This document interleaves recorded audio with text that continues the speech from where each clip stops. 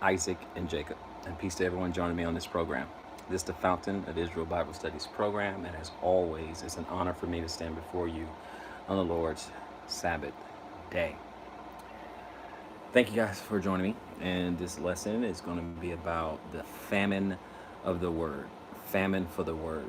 And if we look around to what's happening, in our world today, we look at Puerto Rico and we see uh, 900, earthquakes, within 10 days since, the 31st. So within 10 days, they have a lot. Now, most of them were under two on the Richter scale, but there were some that was 4.6, 4.7, 6.4. You know, Puerto Rico is, rocked, right? We look at huge crop failures. Shalom, shalom, Brother Caleb. We look at the huge crop failures around the world. We look at there's a lot of human trafficking going on. There's so many things going on right now in the world. So many things. We experience. We saw the attack in Iran. We see the Iran attacks. We're looking at so many things that's starting to happen.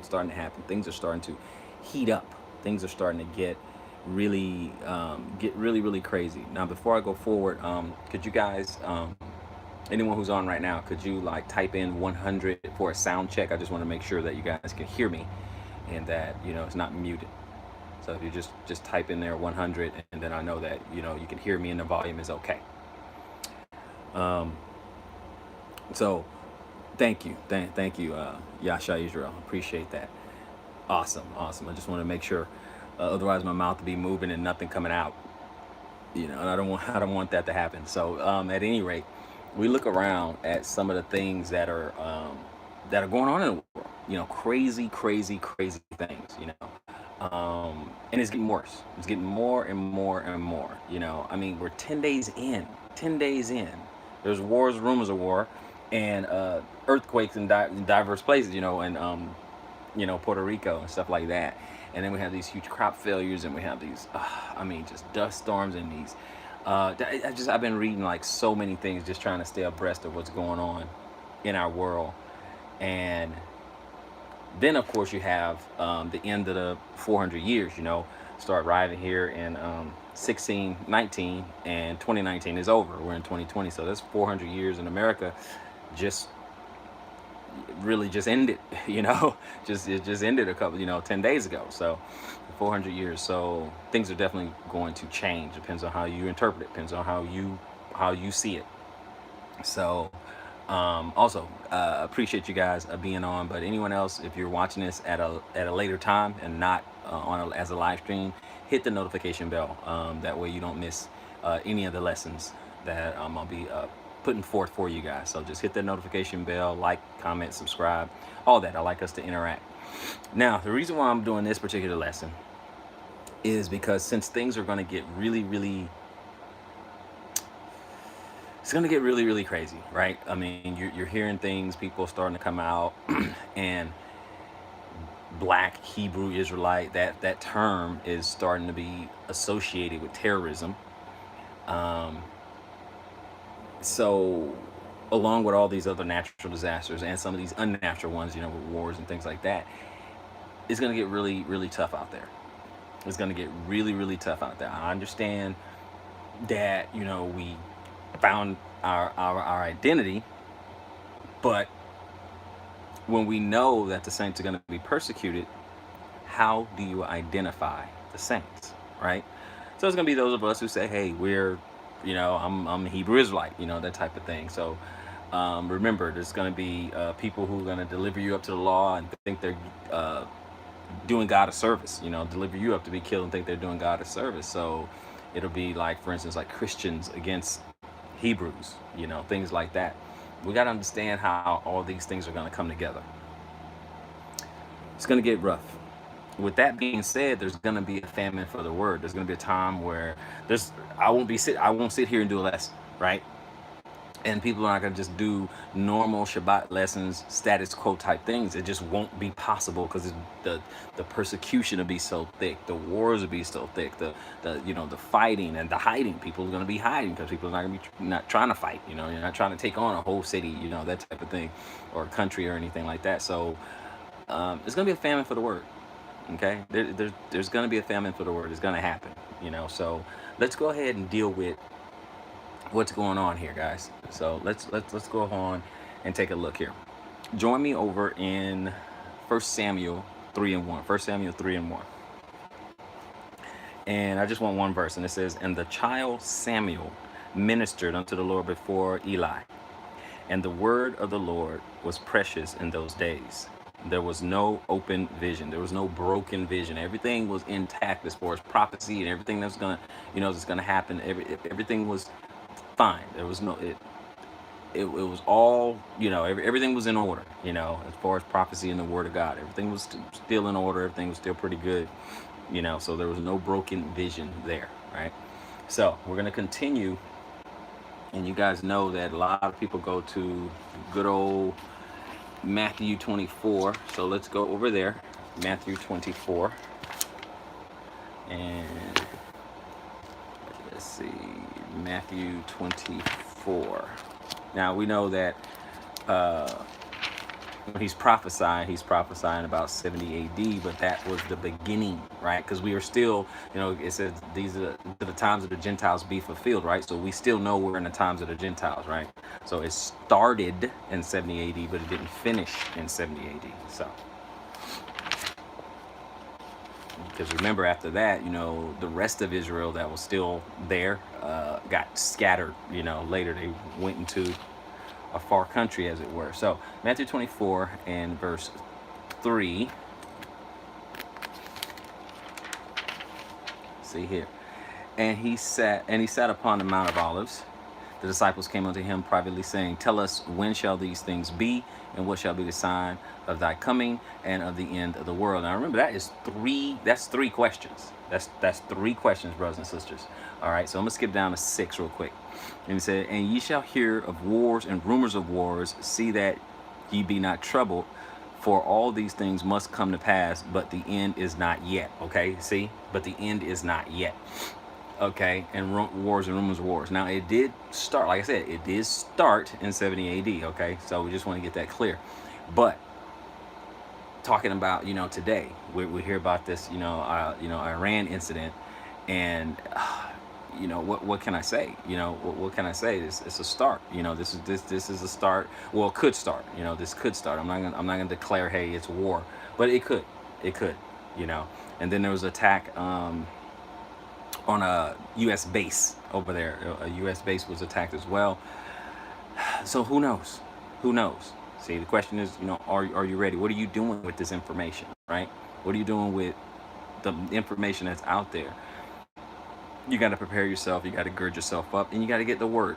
You got to get the word. Why? Because there's going to be a time where, again, there is not going to be any status quo. You sit around and just, hey, let's just read the word and, meet and fellowship, every Shabbat. And it's going to be a time where it's going to be treacherous out there. Okay. It's going to be a treacherous thing yet. Okay. So let's take a look at verse 7. He said, For nation shall rise against nation, America, Iran, and kingdom against kingdom, and there shall be famines and pestilences and earthquakes in diverse places. So we just talking about all those earthquakes in Puerto Rico, right? But these are just small. This is just the beginning. These are just small little indications. Okay, it's gonna increase. Okay, that's what you're looking for. Look to see if it's going to increase. All right. So in verse 8, all these are the beginning of sorrows. All these are the beginning of sorrows. Everything that I'm talking about, all these are beginning of sorrows. Now let's get to what we want to get to here, and it's Amos. Join me over in Amos chapter 8.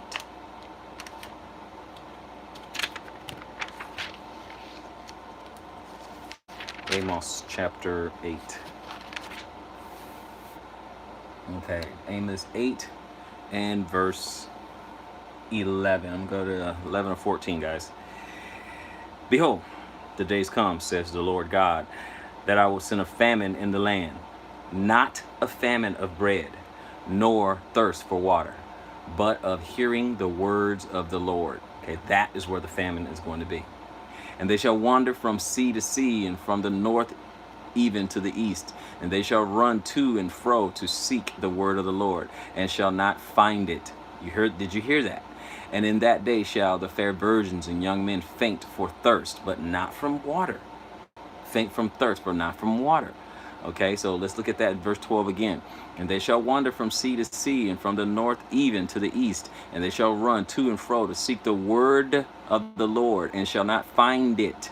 And in that day shall the fair virgins and young men faint for thirst. Okay, faint for thirst. Okay, and it's not talking about water, because it's going to be a time where people are going to be, okay, those people who are, for the most part, those who are unawakened, they're going to be wondering what's going on. If they're unawakened, they don't really pay attention to prophecy, or they don't understand it, or they blow, when someone try to give them a warning, they blow it off like, well, whatever, I mean, there've been earthquakes since the beginning of time, whatever. Oh, we've been warring since the beginning of time, and oh, you've been talking about, the Messiah's coming or whatever. It's been 2,000 years. Where is he? Okay. Then, when things start jumping off, when things really start happening in earnest, that's when they're going to be looking for the word of the Lord. They're like, oh, what do we do? Oh my gosh, okay, what's going on? And it's time, you're not going to have time to sit down and give them a lesson. You're not going to have time for that. It's going to be too dangerous, too treacherous. Don't have time. Hey, you've been warned long before. Oh, but now you're interested. Now you're interested. When things really start popping off, it's the same thing. It's the same thing in Isaiah 4. We're not going to go to that one, but it's the same thing in Isaiah 4 when the 7 women take hold of one man, and all of a sudden now they want to be covered to take away the reproach. But before that is all the women independent, right? Is I'm a strong woman. I'm my own person. I can do this. I don't need a man. I don't need anybody. That kind of thing. When it starts popping off, that's when all of a sudden you need God. All of a sudden you need the Most High, because things looking really, really treacherous. See, that's the kind of thing we're talking about. That's the famine of the word. No one will be able to teach you. Okay? And it's not that, you may have a Bible. Don't get me wrong. You may have a Bible. It's a thick Bible, right? But if you never read it, or never really sat down and studied to get some understanding, you never really did that. Okay? Now what? Now, guess what? In the last days, it's too late to try to, let me read all I can. What are you, a speed reader now? What are you, a speed understanding now? No, it's too late. That's why it's going to be a famine for the word, because you ain't going to have, no one will be available to teach you, because we won't have time for that. And then you ain't going to be able to absorb it all. You won't be able to absorb it all now. So it's going to be a famine for the word. Some people, they're going to have a Bible. How many people have a Bible, don't even read it? Right? How many people out there, how many people have a Bible, don't even read it? Okay, so yeah, it's a famine of the word. Of course it's a famine of the word. They ain't doing anything. But now you want to know when the bombs go off. Now it's time. Oh my gosh. Well, what should we do? What should we do? It's too late now. It's too late. So I mean, my goodness. I mean, come on. What are you talking about? So we're gonna keep, we're gonna keep going. I see you guys' questions. I'm not ignoring it. I just want to get through the lesson there, and then what I'll do is I'll go back at the end. So keep putting your questions in. I'll go back to the end and touch on it. That way I don't digress too much. Okay, so I'm not ignoring you guys. I do see the questions there. Let's go to Isaiah 5. Let's go to Isaiah 5. All right.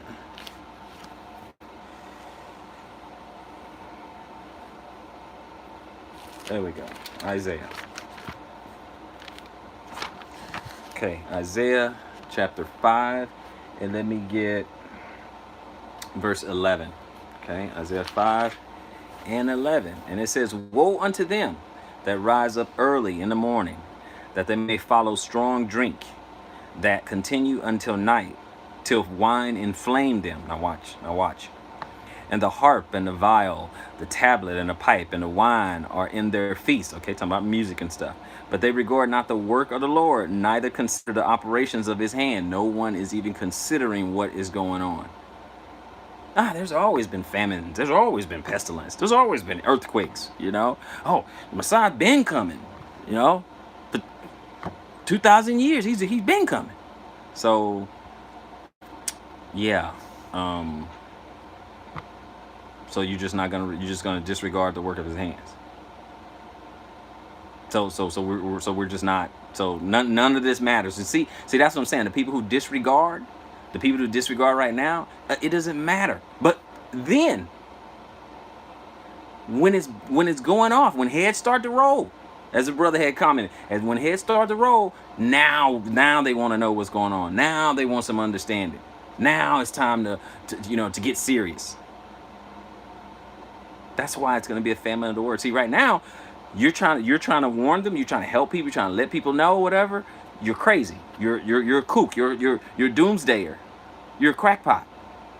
But when it starts to happen, and it comes to their mind, they be like, "Oh yeah, that crazy dude was talking about all this about to go down. Oh my goodness, everything's all good." Like the brother said, just like in the days of Noah, it's all good. You want to know why everything's cool? Because you can get up, you can have your cup of coffee, you can put on your shoes, you can go for a jog, ride your bike, go for a ride, you can go on down to Starbucks, you can do everything's fine. You go to the store, pay for something, it works. Your money works, your card works, everything's good.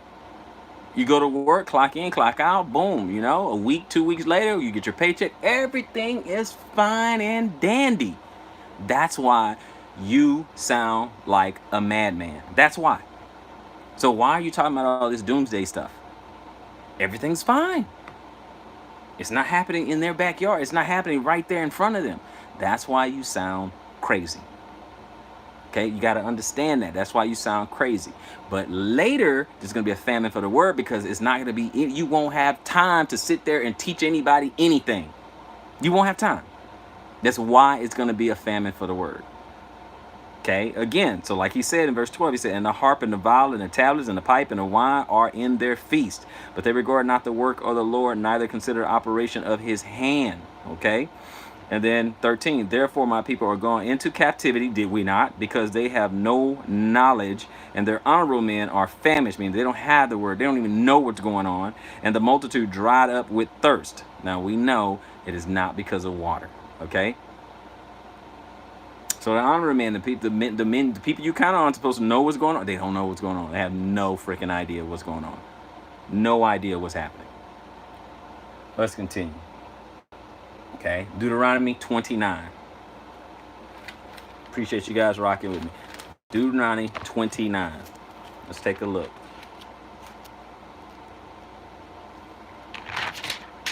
Deuteronomy 29, and we're going to go to 18. Okay, 18 and 19. Lest there should be among you man or woman or family or tribe whose heart turneth away this day from the Lord our God to go and serve the gods of these nations. Lest there should be among you a root that beareth gall and wormwood. And it come to pass, when he heareth the words of this curse, that he bless himself in his heart, saying, I shall have peace, though I walk in the imagination of my own heart, to add drunkenness to thirst. Okay, that's because that's when people make up things themselves. That's when they make up their own truth. That's when they say, well, I'ma serve y'all my way, and you serve them your way, and everything's cool. Or that's your personal interpretation, things like that, when we're just reading it. But okay, fine. And they think, oh, well, it's cool, God is with me. You can find that in the Bible. God is with us. God is with us. And he's not. Okay. So if you don't stay in the truth, okay, if you don't want to get rid of that lie that you want to, because serving after the imagination of your own heart, as it says, okay, as it says, when they say in their heart and walk in the imagination of their own heart, because of what you think, that's when calamity is going to strike. That's when evil is going to strike. When you walk in your own imagination, you thought you were serving the way you want, in imagination. What did Messiah say? You know, they serve me with their lips, but their heart is far from me, because you're in your own imagination. That's what you're worried about. You're worried about your own what you think, how you feel,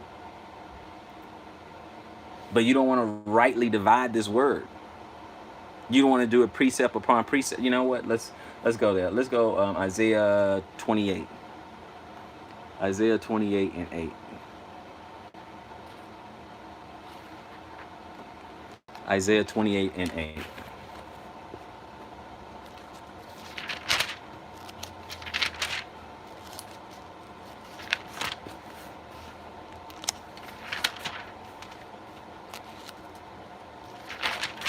All right, Isaiah 28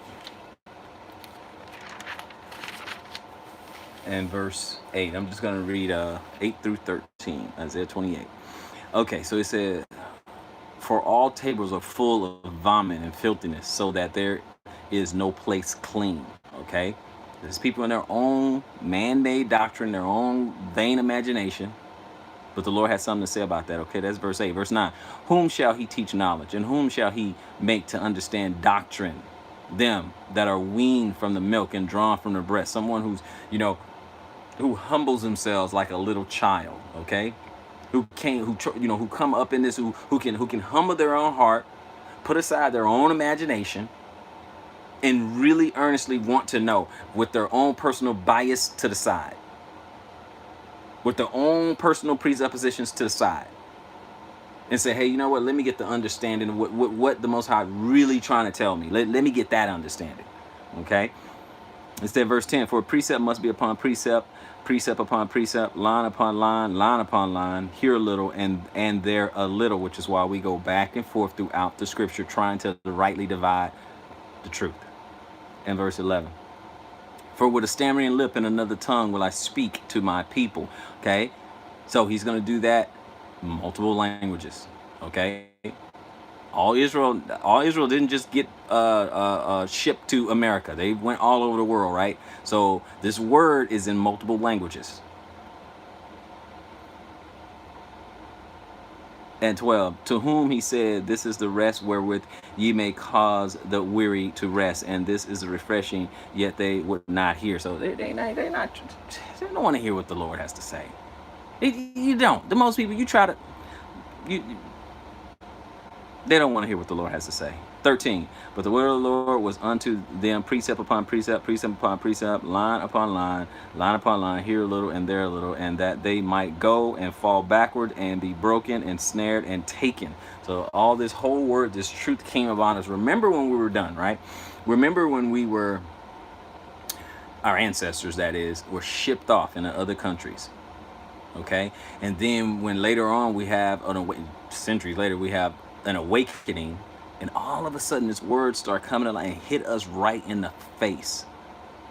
And we were wondering why all these things came upon us.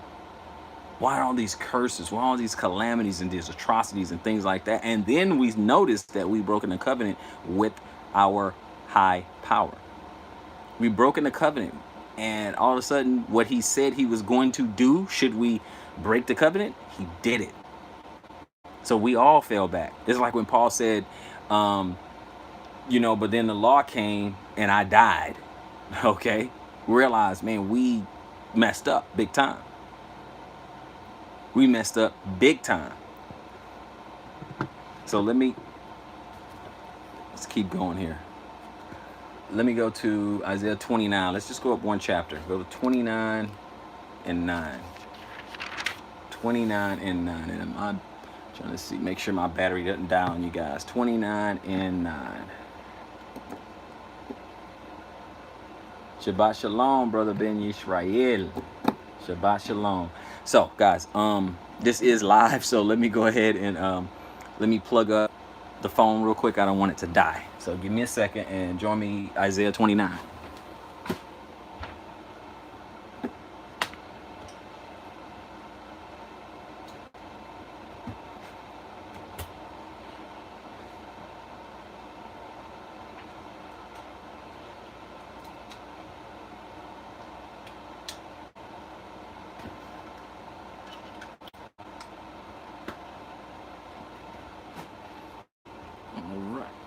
pull it back. Let me go ahead and plug it up right here. All right.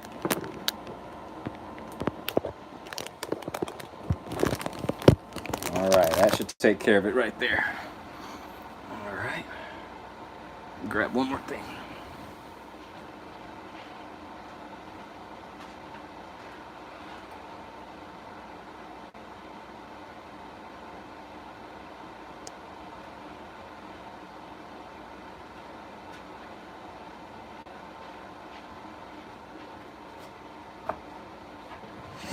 All right, guys.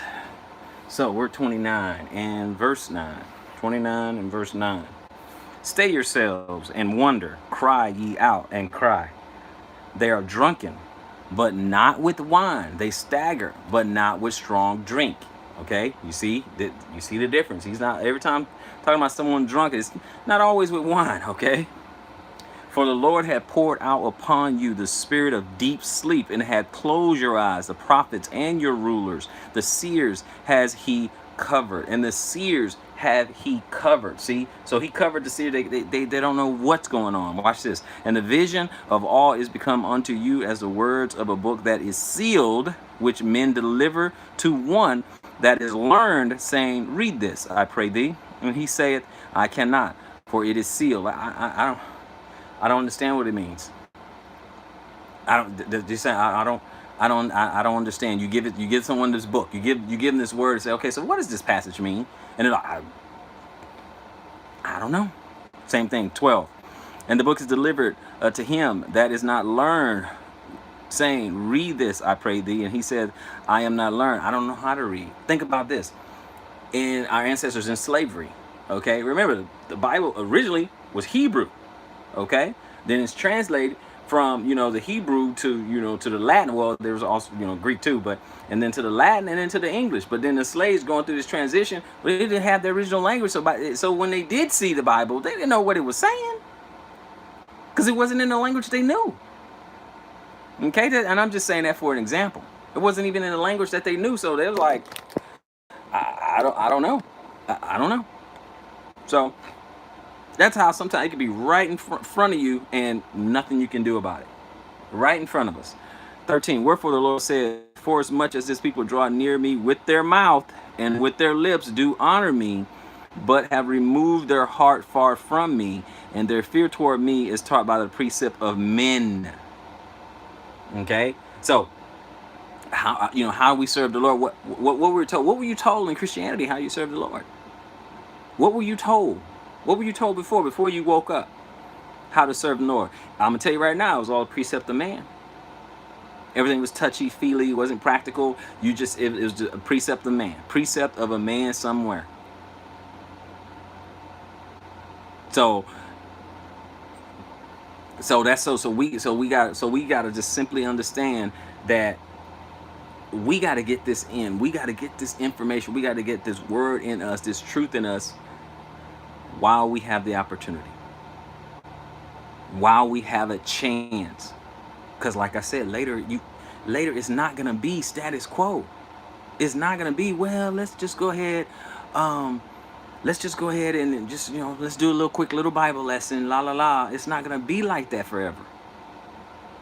It's calm, cool right now, but it's not gonna be like that forever.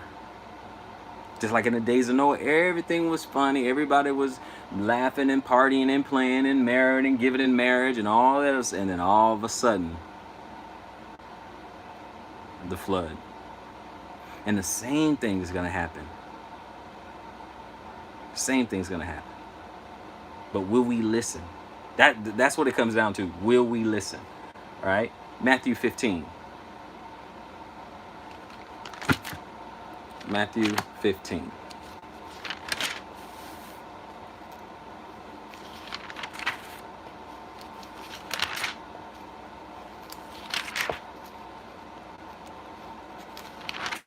Okay. Matthew 15, and let's get 7 through 9. Matthew 15. He said, ye hypocrites, well did Isaiah the prophets prophesy of you, saying, This people draw nigh unto me with their mouth and honor me with their lips, but their heart is far from me. But in vain do they worship me, teaching for doctrines the commandments of men. He said that, okay? He said that. But in vain do they worship me, teaching for doctrines the commandments of men.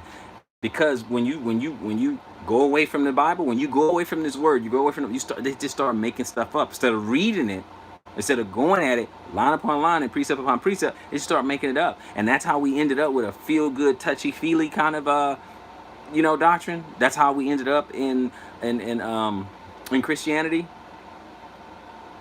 That's what happens. That's how we got to that place. That's how we got so lost, because we got away from the word and got into feelings. We got away from the word and got into vain imagination. That's what happened. And we did not pay attention. Okay? 2 Timothy 4.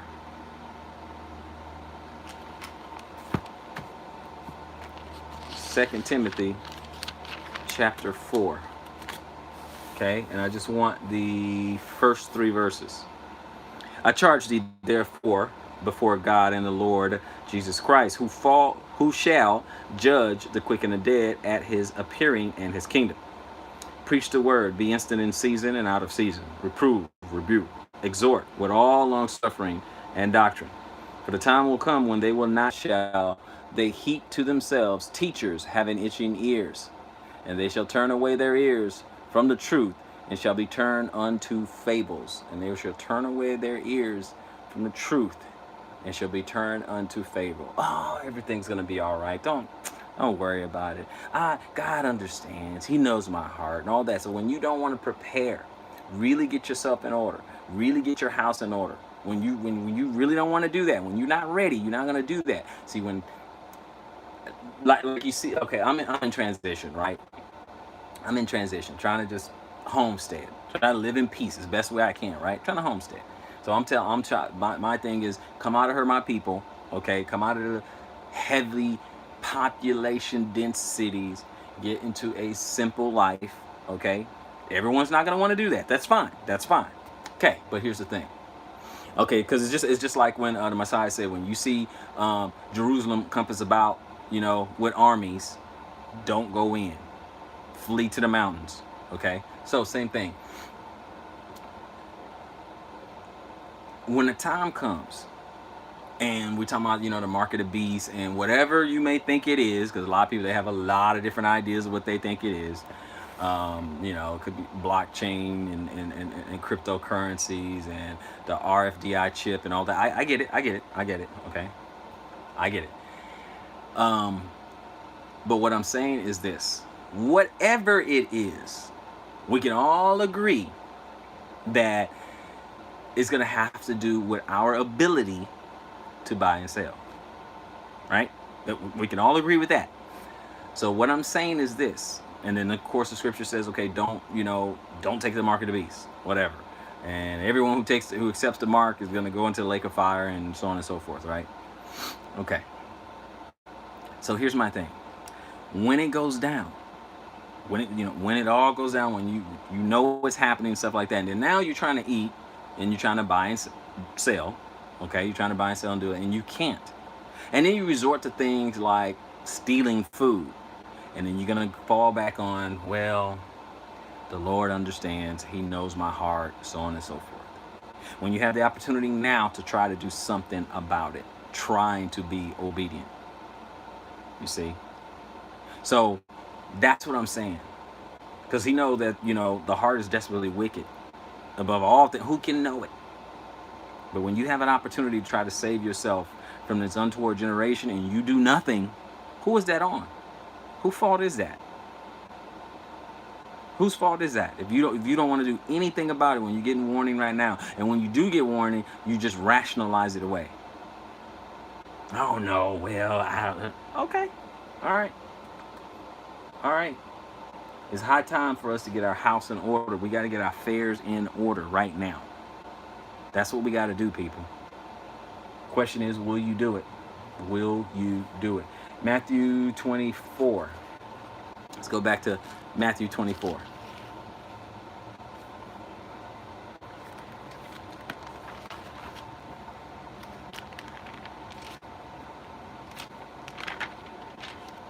Okay.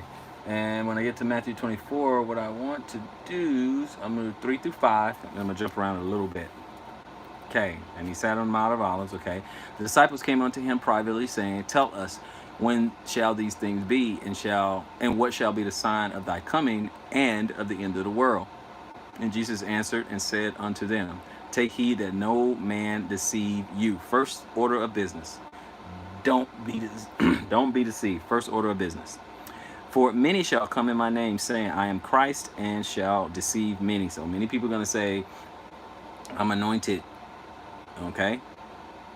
I'm anointed. I'm anointed. That Christ just means anointed. I am anointed. I am the Messiah. I'm this. I'm going to deceive you. Like they're the leader. Like they are the leaders of men. And they're going to deceive you. Okay? Let's drop down a little bit to verse 11. And many false prophets shall arise and deceive many false prophets. Look at what's going to happen. First of all, spiritually, you are going to be misled. You're going to be deceived spiritually by false leaders. And we've already read, in the Tanakh where the honorable men are going to be dried up. They're going to know what the heck they're talking about. They're going to have no idea what the heck they're talking about. Okay, so that's what we have to remember, that right off the bat in 24. And there shall rise false Christs and false prophets, and shall show great signs and wonders, insomuch that if it were possible, they shall deceive the very elect. See, some of the people, if it is possible, the very elect, I mean the people who actually know something, actually know what's going on, they actually get into this word, they actually understand prophecy. Okay, they're actually guided by the Spirit of truth. So if it were even possible, that's how good the false prophets and false Christs are going to be. That's how good that they will almost fool the very elect.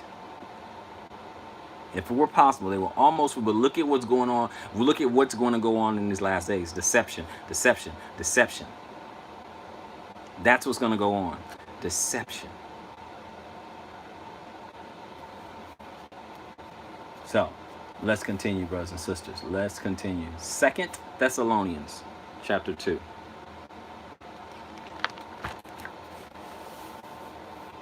Second Thessalonians chapter 2. And pick it up at verse 1. Read the first 4 verses. For yourselves, brethren, know our entrance is unto you, that it was not in vain, but even after that we had suffered before and were shamefully entreated. As ye know, at Philippi we were bold in our God to speak unto you the gospel of God with much contention. A lot of people had a whole lot of problem speaking that word. For our exhortation was not of deceit, nor of uncleanness, nor in guile. So we were not trying to be a false prophet to you. We were trying to tell you, lay it right down the line, tell you what thus says the Lord, and that's it. Okay? In verse 4, but as we were allowed of God to be put in trust with the gospel, even so we speak, not as pleasing men, but God, which tried our hearts. Okay, so I'm just so same thing. When I'm just teaching, I'm not trying to get any glory from anybody but the Most High. Okay, that's it. I'm just trying to please Him. Okay, everything I say, I know everyone's not going to accept it. Okay, everything that I'm reading or what, everyone's not going to accept it. So, and I'm fine with that. I mean, that's it. We're just supposed to teach it. We can't force it down someone's throat. Verse 8 and 9.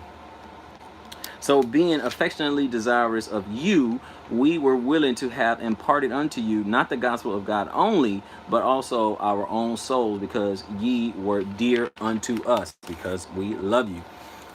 For ye remember, brethren, our labor and travail, for laboring night and day, because we would not be chargeable unto any of you. We preached unto you the gospel of God. So you can't lay any fault at our feet. You can't lay any fault at our feet. We care about you. We're just going to lay it down, call it straight down the middle, and just give you what thus says the Lord. That's it. Okay? That's all we care about. We're just trying to please God, and we don't want to be at fault with any man, really. Okay? So just deliver this word unto you. Let's go to Daniel chapter 8.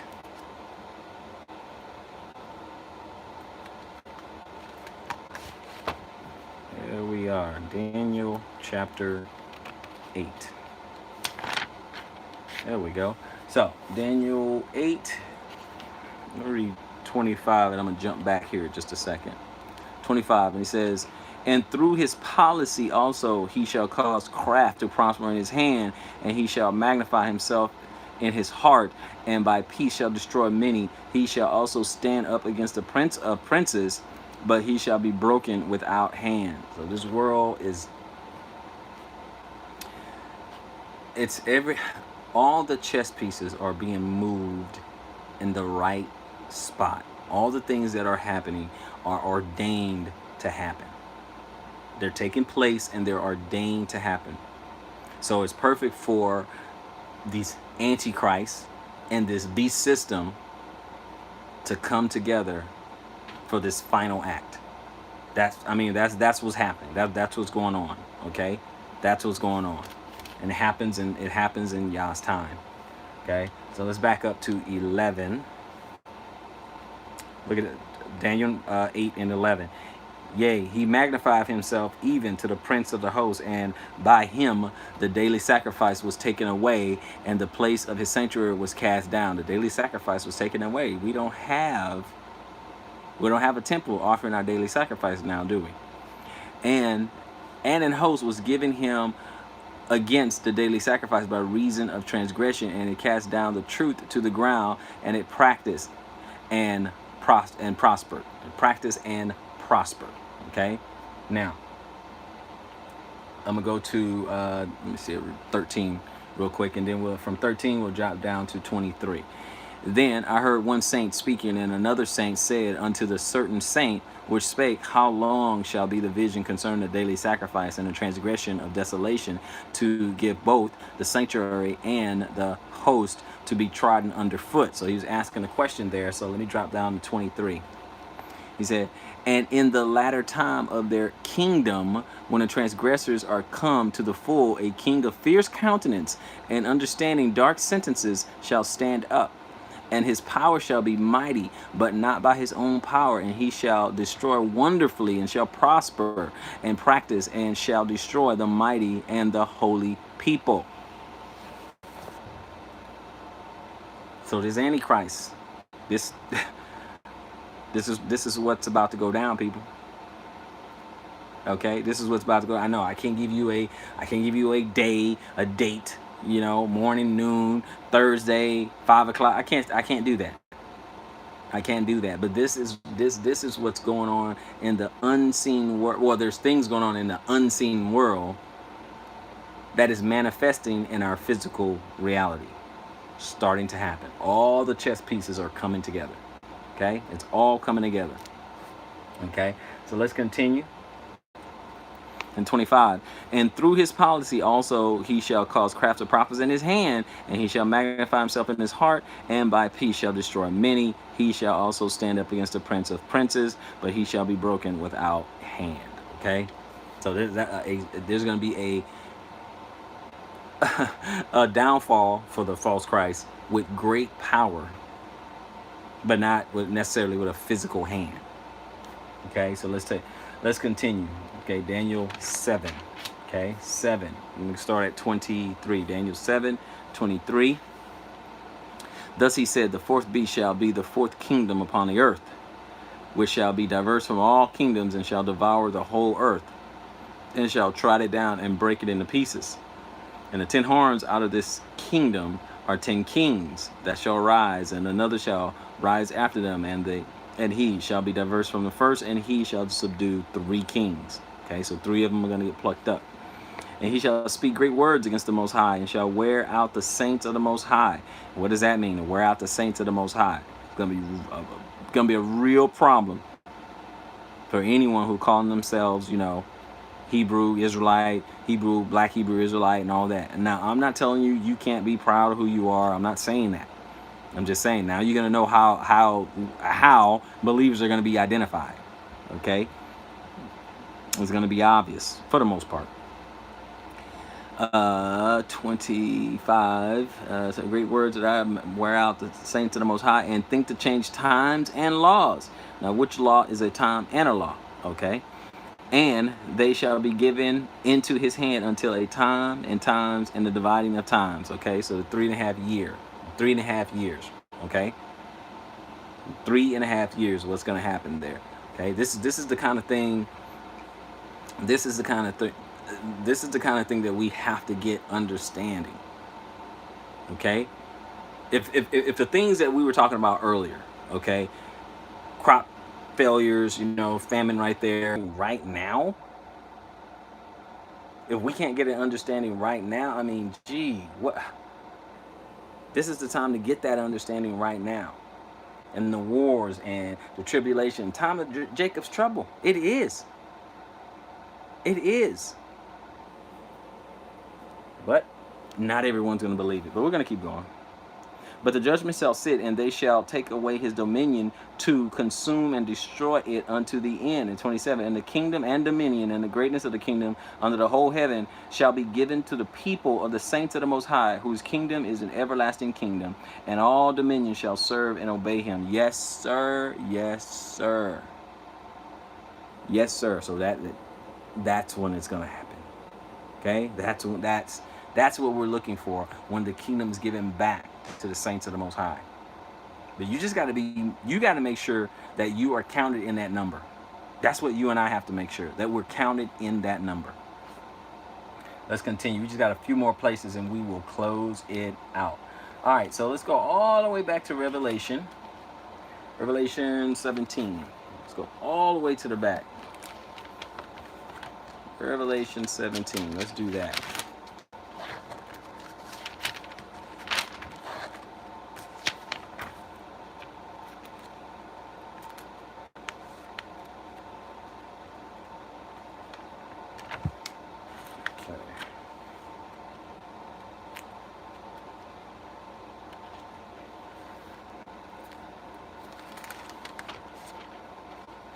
Revelation 17. Okay, 17, 1 through 5. All right, 17, 1 through 5. And there came one of the 7 angels which had the 7 vials, and talked with me, saying unto me, Come hither, I will show unto thee the judgment of the great whore that sitteth upon many waters, with whom the kings of the earth have committed fornication, and the inhabitants of the earth have been made drunk with the wine of her fornication. So he carried me away in the spirit into the wilderness, and I saw a woman sit upon a scarlet-colored beast, full of names of blasphemy, having 7 heads and 10 horns. And the woman was arrayed in purple and scarlet color, and decked with gold and precious stones and pearls, having a golden cup in her hand, full of abominations and filthiness of her fornication. And upon her forehead was a name written, Mystery, Babylon the Great, the mother of harlots and abominations of the earth. So we're talking about some of the leading religion out there, okay? So, sorry, Roman Catholicism, okay? Which most of all these other religions sprang out of, okay? Because the top 3 leading religions are Roman Catholicism and Islam and Judaism. Those are the top ones. Those are the top ones. But we know that the mother church, what church calls themselves the mother church, okay? The mother of harlots. Then you have all the harlots, the Protestant, okay? Sorry, no one. Hey, people don't like to hear it, but it is what it is. If the shoe fits, okay? Christianity, the Protestant church, they all the stuff that they do, half the time they don't even realize where they got it from. They hadn't realized where they even got it from. They got it from their mother. That's where they got it from. They got it from their mother. Now their mother's pagan, so they got it from everything. That's why that 4th beast, the 4th kingdom, the Roman kingdom, that's why it's mixed up with all kinds of things. Why? Because it took a little bit from here, took a little bit from the Greeks, took a little bit from the Babylons, took a little bit from the Persians, take a little bit from the Egyptians, take a little bit from everybody and just mix it all together. That's why you have all this paganism. Look at the origins of like everything that the Catholic Church does. Everything that they do is going to have some sort of pagan origin somewhere. Okay? And that's why they want one world religion. That's the reason why they want it. You look at how the Pope and all these religious leaders is, oh, we're all the same, universalism, it's all the same, we're all together. So when all these other religions unify, and you're gonna get believers, Hebrew roots type, Messianic Hebrew, you get that. When you get us, and we are dissenting, we're like, no, no, no, we're not a part of that. No, we don't believe that. Everybody else is unified,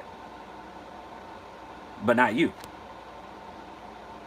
But not Israel. Israel's not unified. Everybody else, hey, no, we're just one world religion and all that. And then, but you like, no, we're not a part of that. No, we're not doing that.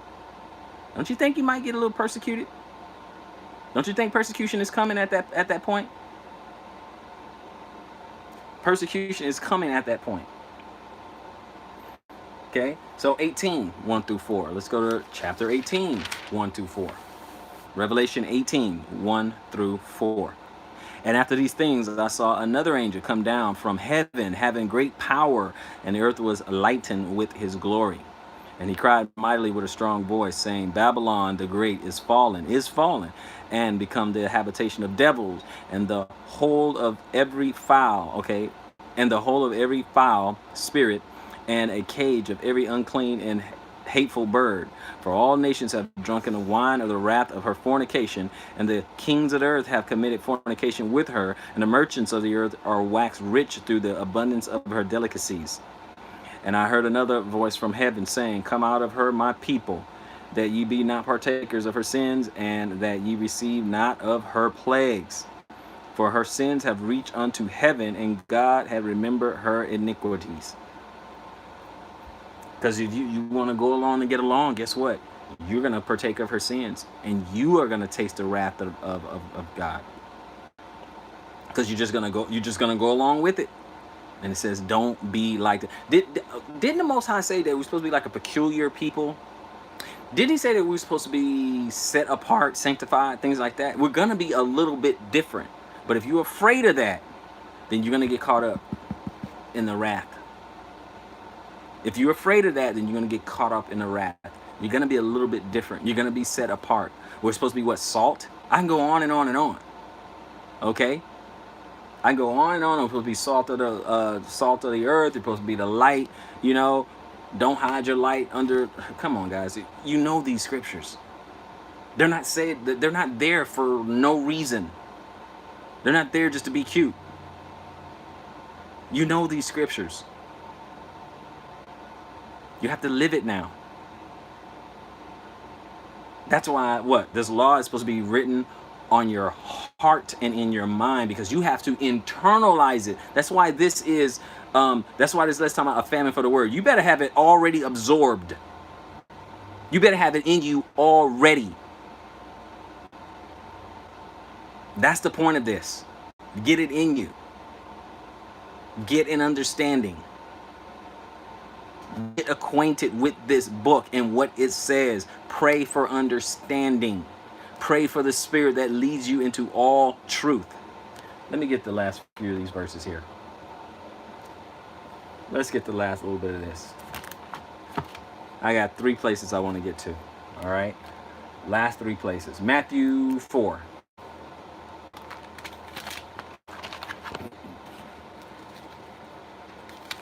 Let's go to Matthew 4.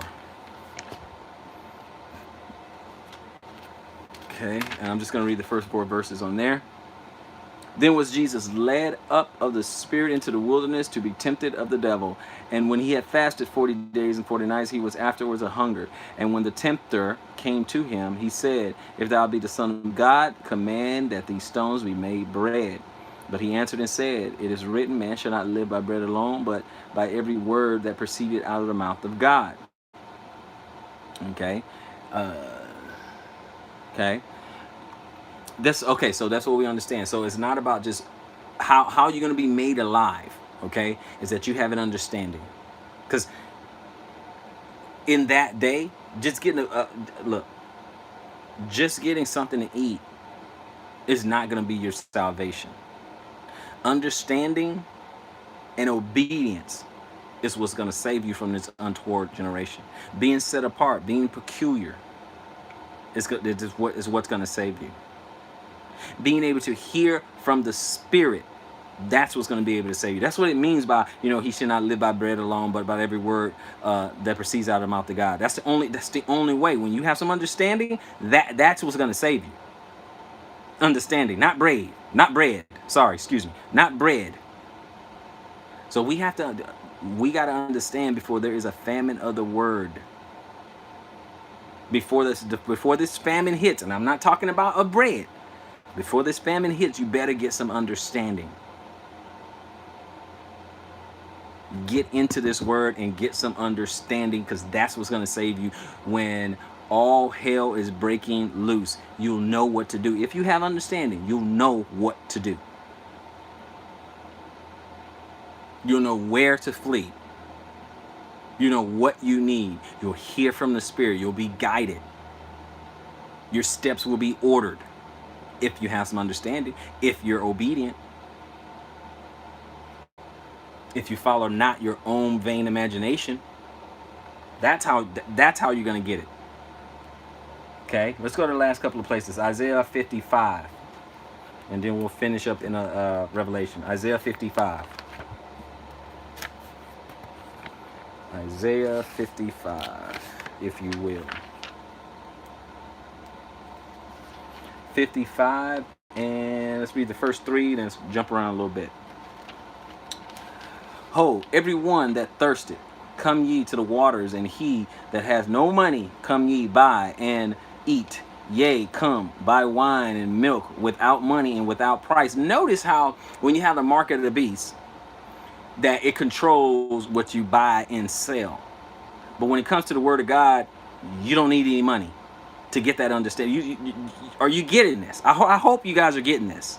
I hope you're getting the difference. Market of the beast, it controls what you buy and you sell. But look at what the Lord is saying right now. Something that will profit you. Ho, every one that thirsted, come ye to the waters, right? Come ye to the waters, and he that has no money, come ye buy and eat. Yea, come, buy wine and milk without money and without price.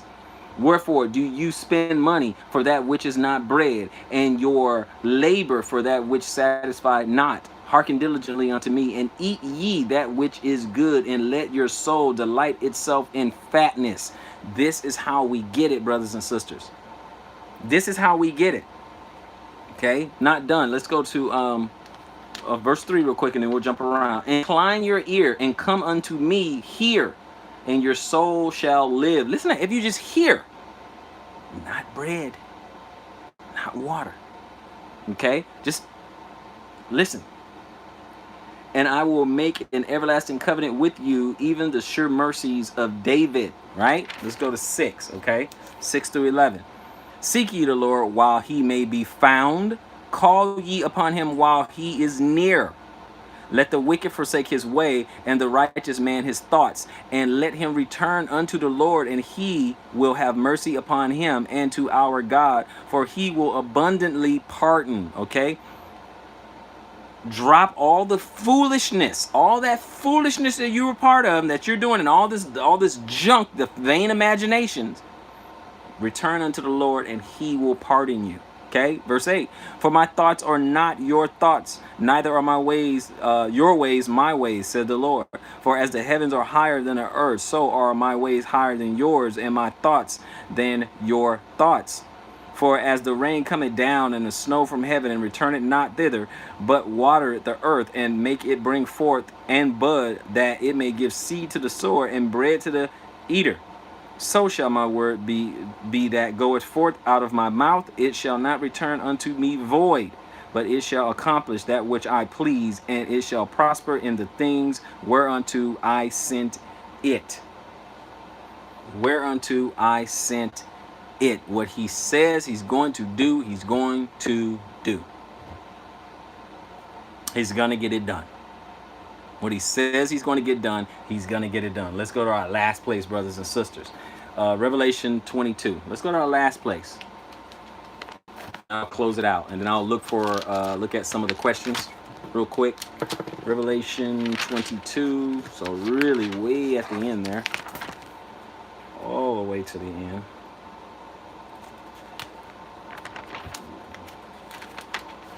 Okay, 22 and read 14 and 17. The very last chapter. 14. Blessed are they that do his commandments, that they may have right to the tree of life and may enter in through the gates into the city. Amen. Okay. Blessed are they that do his commandments, that they may have right to the tree of life and may enter in through the gates into the city. So much for you don't have to do the commandments, because those who do the commandments get in the city. 17, let's go to verse 17. And the Spirit and the bride say, come, and let him that hear it say, come, and let him that is athirst come, and whosoever will, let him take the water of life freely. Understand this. This is what we want right here. This is what we want. That's what that famine is. When we have this famine, it is of the word, that we thirst after truth, we thirst after knowledge, we thirst after understanding of the Most High and his Mashiach. That's what we thirst after, because that is what's going to have you to live. Messiah said, the words that I speak to you, they are spirit, they are life. Not about bread, brothers and sisters. Now let me go on over to, let's see, I'm going to go on to the chat, look at a couple things here real quick. Let's see.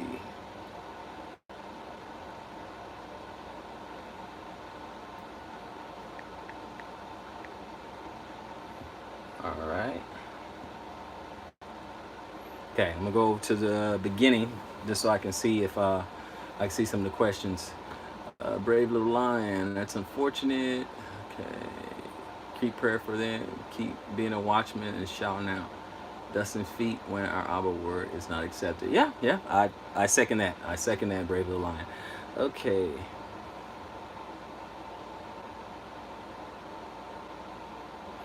Okay, Joseph in there. Okay, Shabbat Shalom.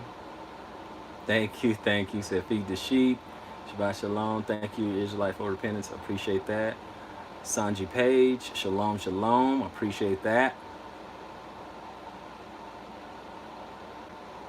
Okay, Israelite for repentance. He said, in times like these, we need to listen to the words of the Most High. Completely agree. Okay. Okay. All right, Sanji. Okay. All right. Brave little lion, keep the commandments and see the blessings that Davarim speaks of. Obedience is key. Understand the boundaries that were set in place by his. Okay, yeah, we do. We got to get back to it. Got to get back to it. Okay.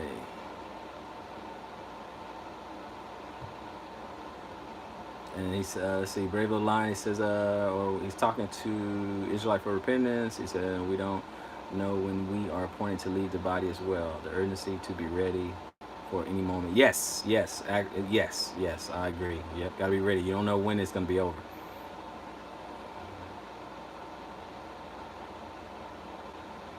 Okay.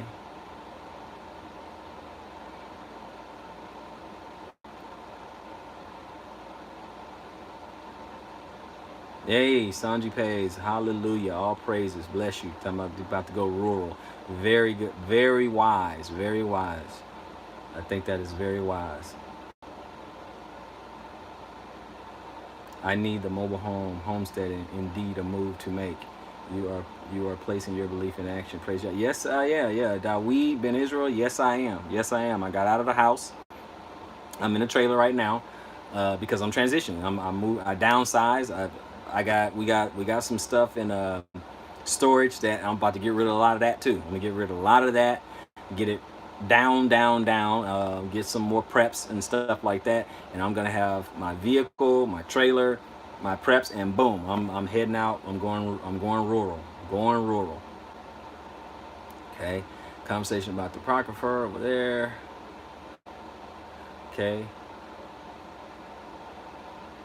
Okay, yeah. Fit Coach Marshall said, look how many prophets and prophetesses on YouTube. You're gonna make a lot. Yep, when we're talking about false prophets and stuff, absolutely. You're gonna see a lot of them gonna be false. Okay, my word at the end of the day, if you get nothing else, I'm like, follow Yah. Okay, keep the commandments and believe in the Mashiach. That's it. Okay, that's my message. That's my message. Okay. Twisting sound doctrine with man-made ones as well. Yep. These camps and some YouTube teachers are the final snares for the nation. Stay alert. I agree. More other stories that follow the word of God. Yes, I completely agree.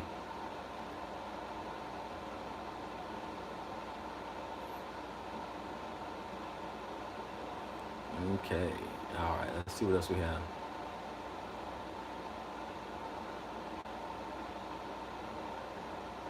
All right. Let's see here. Stay praying, fasting, reading, studying, watching for yes, brave little line. Yes, yeah. Keep it up, keep it up. We are to know the seasons, and brother, it is the beginning of the season. Absolute fit, Coach Marshall. Absolutely, we're to know the season. Yes, that's what we are. I said earlier, because a lot of people, they try to trap you. They try to make you give a date and a time and all that. You know, it's like no. We're just gonna know the season. That's it. That's all we're gonna know. You know, that's all we're gonna know. I'm not gonna know the month, date, time, anything like that. You're right. We are to know the seasons. He allows us to know the season because we got to get ready, ever ready. Okay. Yes. Glory to the King. Says Brave Lalana, yes, tribe, witnesses of all nations, redirecting them to the path, returning to the covenant. Yes, absolutely. Absolutely. Okay. Sandra Page says that a one-word religion is being presented by the Pope. So yes, yep, I agree with that too. Fit Coach Marshall, careful not to cite prayers in vain repetition. Prayers are part of a personal relationship. Learn from the prayer, so to speak to our Father in uprightness. Okay, absolutely. Yeah, you're right. You don't want too much vain repetition. You're right. It's just the spread. They're a guide. You use them, but also use some of your own words too. Okay, you use them, but use some of your own words too, because you want to talk to a real, Most High is dealing with an actual person. Look at how the prophets, when they talk, to the Most High, or spoke of the Most High, or spoke with an angel, they spoke. Okay, they spoke natural. You got to be yourself. You can't fake. You can't front with the Lord. All right, let's see here. Brave the Lion, that is when we bear witness to his true gospel, something mostly unheard of the majority of nations, man. What an honor. Yeah, absolutely. Hallelujah.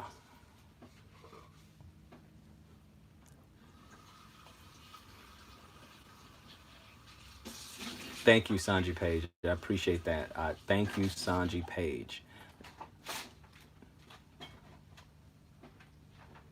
Yes, he will supply us with our needs. Absolutely. Okay, Fitment Marshall said discernment and wisdom is the oil of the lamp in the parable of the fifth birthday. Hey, that's something to be said, brother. I could tell. I'm discerning that you study some. I'm discerning that you study. Okay, because it is about being prepared. You are absolutely right. It is about being prepared, being ready. Let's see.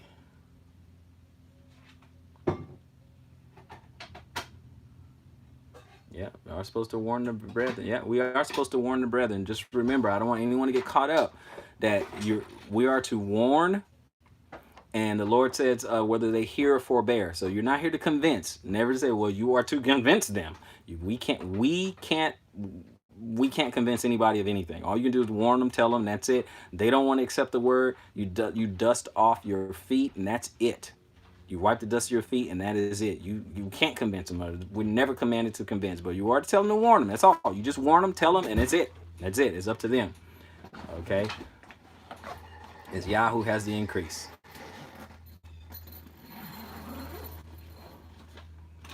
All right. Let's see here. All right.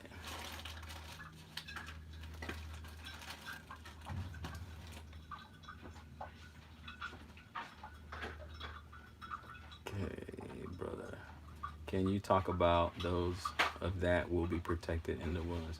Okay, Brave Little Lion, time to talk about those will be protected in the wilderness. Okay, wherever that may be. Okay, there's a lot of people have a lot of thoughts of where the wilderness is, whether it's spiritual, whether it's literal.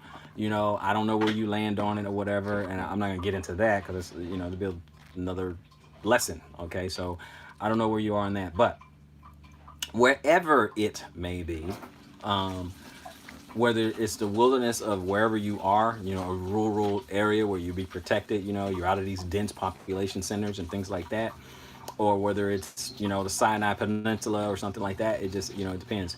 The reason why they're going to be protected, one, is because they're prepared, they know what's going on, and they're following the Spirit. Because remember, the Spirit's going to lead them out there and stuff like that. So they're following the Spirit, and they are they're going to hear from the Lord clearly, right?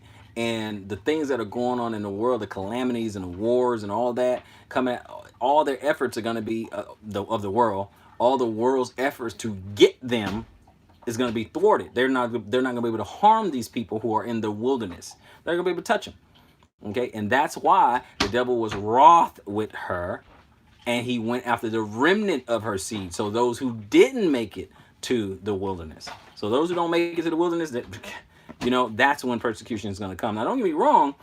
They are still the remnant of her seed. These are still people who are going to get salvation and going to make it into the kingdom, but they just didn't make it into, the wilderness, the main, the wilderness there. Regardless of whatever that is, whether it's, like I said, whether it's out near the Holy Land, if it's out there or not, or Sinai Peninsula, or whether it's the wilderness of wherever you are, okay, wherever you are in the world. So just keep that in mind. Keep that in mind, because someone may be on an island somewhere, and whole armies may not go to some little known island somewhere, and this person or the people there might know that they're Israel or something like that. And unless a natural disaster or something, they may just be fine, right? Because it's unless someone wants to bomb an island, but then for what? The island is no threat, right? So, you know, you go from there.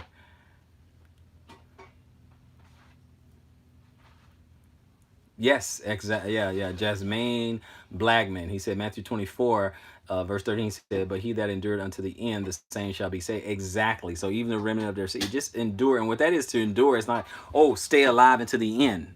Okay, it doesn't mean stay alive. It's just keep your faith, keep your garments, keep oil in your lamp, like like the 10, like 5 of the 10 virgins, things like that. Be circumspect, be spiritual, have understanding, be led by the Spirit. Okay, that kind of thing. Endure to the end. Don't deny your faith. Don't deny the Messiah, because you're going to be compelled through much tribulation. You're going to be compelled to want to give all that up, but don't do it. Stand fast. That is endure unto the end. Okay, Sanjay had talked about the Apocrypha and stuff like that. Remember the 7 sons, the woman with the 7 sons, and they were compelled to eat unclean meat, compelled to eat pig, compelled to eat pork with the threat of death, and all 7 of them died.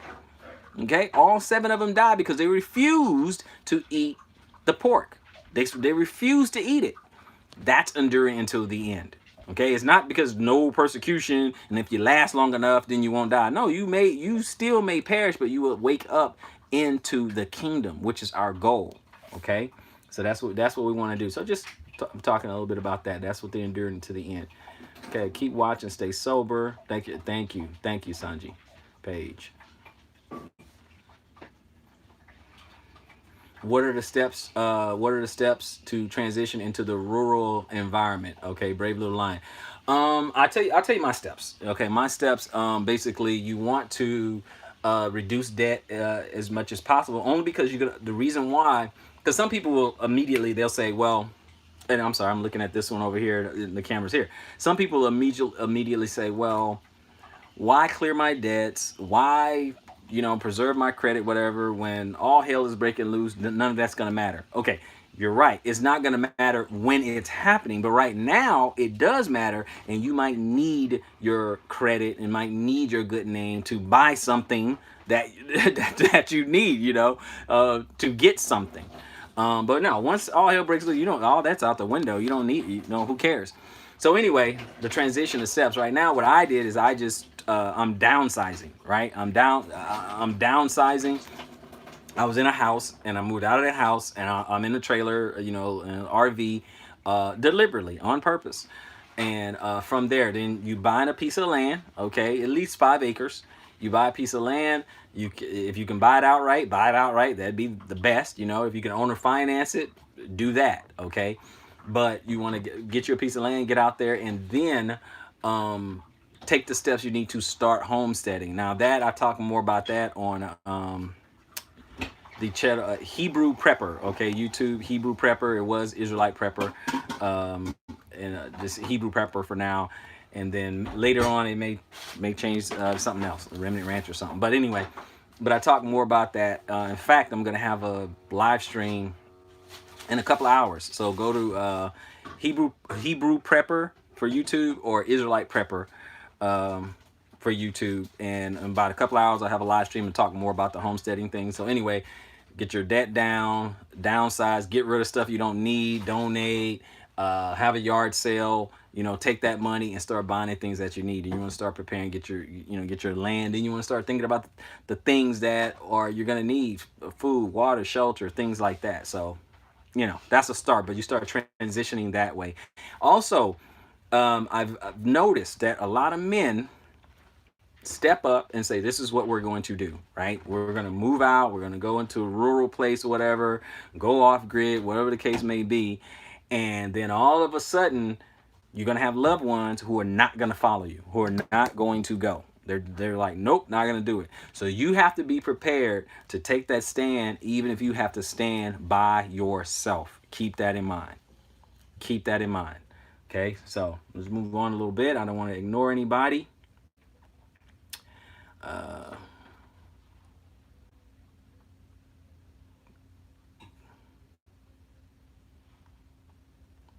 Holy day calendar. Yeah, I got to get those. The holy day calendar. Yeah, I got to update for 2020. I haven't updated. I'm glad you mentioned it. I got to update it on the Found of Israel website. So let's see here. When's the new year? In the spring. I got to get it's in the spring, March, April time, like that. Springtime. That's when the new year is gonna start. Spring is the new year for the Hebrew. That fire will convince. Yeah, fire convincing. Yeah, Frank Robinson. Sanji Page, she said, don't rely on shelters or FEMA camps, local schools, or anything government related. Yep, they have closed a lot of Walmart stores around the U.S., which are government. Yeah, you're right. I wouldn't rely on that either. I don't want to rely on that either. I remember learning the book of Jasher, chapter 67, as a witness of Yah's protection, and believe that he will protect us. Yes, he will protect. Yes, he will. And government-owned FEMA camps, and they still chop people's heads off. Very timely teaching for the season that we're in. Thank you, JCar3. Thank you. All right, so look like we are about to just wrap that up right here. Looks like that is about it. Okay, that's about it there on the comments. But like I said, I appreciate you guys. Let's see, what does you said? After which the earth opened up his mouth and vomited them forth and spout forth from the city like the herb of the earth and the grass of the forest, and they returned each to his family, father's house, and they remained with them, and to his father's house, and they remained with him. Okay, where did that come from? Where is that from, Brave Little Lion? I don't remember where that is from. Is that from Jasher? So anyway, no, I got, yeah. So yeah, those that are wise, will do such things. So anyway, I wanted to bring this lesson out. Oh yeah, when they were protected from the Egyptians. Okay, no, I got you.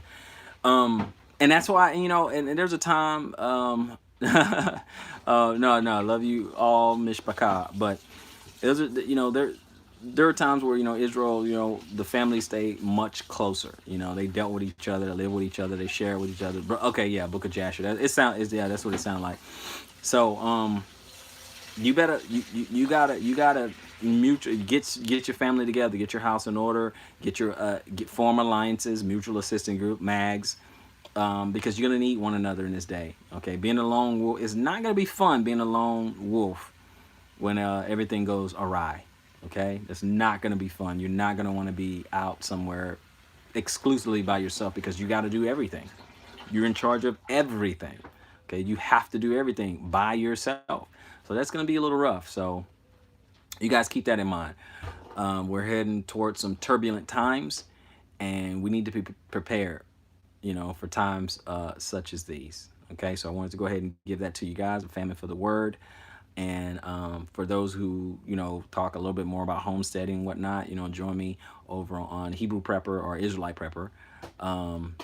And we'll just go from there, brothers and sisters. But again, a famine for the word, because there's going to be a time where we won't be able to sit down and have a Bible study such as this. Okay, like, comment, subscribe, share it with other people, and I'll see you guys on the next lesson. And don't forget to hit the notification bell. Shalom, shalom, family. Shalom.